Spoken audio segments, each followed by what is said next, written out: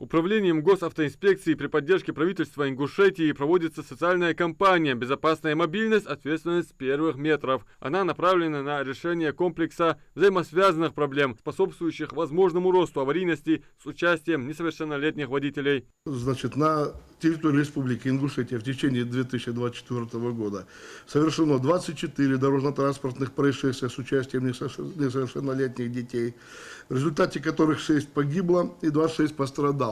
В абсолютных цифрах это меньше, чем в предыдущем году, но вместе с тем хотелось бы отметить, что это не цифры на бумаге, это судьбы, это покалеченные и погибшие дети.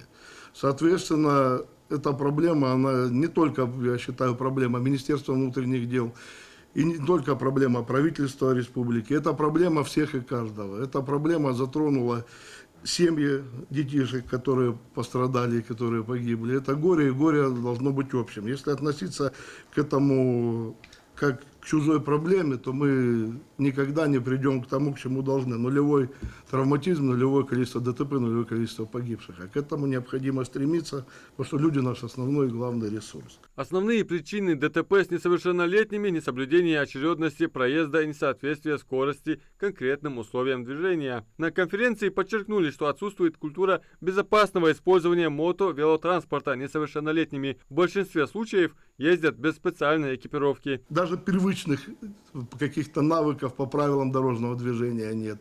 Родители, я считаю, безответственно относятся, покупая детям такие подарки. Они не...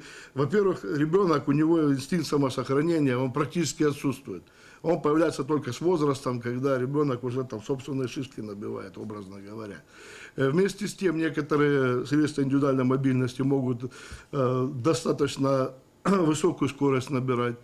И тут травмы, они практически неизбежны. Главная цель социальной кампании – недопущение роста количества ДТП с участием детей, управляющих мото-велотранспортом и СИМ, путем формирования культуры безопасного поведения на дорогах. То есть в этот процесс необходимо вовлекать не только образовательные учреждения, не только госавтоинспекцию, это и те же самые пешеходы, обычные жители, люди, которые передвигаются по дорогам. Да? Я попрошу всех и каждого, кто видит эту телепередачу, обращайте внимание, пожалуйста, детки, которые на электросамокатах мимо едут, да, это может быть не ваши по крови дети, но это в принципе наши общие дети, это российские дети, и это наше будущее. И вовремя сделанное замечание может сохранить ребенку жизнь. Перед госавтоинспекцией в рамках кампании стоят такие задачи, как пропаганда использования защитной экипировки, создание позитивных примеров для подражания с привлечением блогеров и медийных личностей. Важно усилить контроль, добиться четкого соблюдения существующих норм ПДД для мото-велотранспорта и, конечно, вовлечь родителей в контроль за поведением детей на дорогах. Адам Мережков, Султан Магушков, МАГАЗ 24.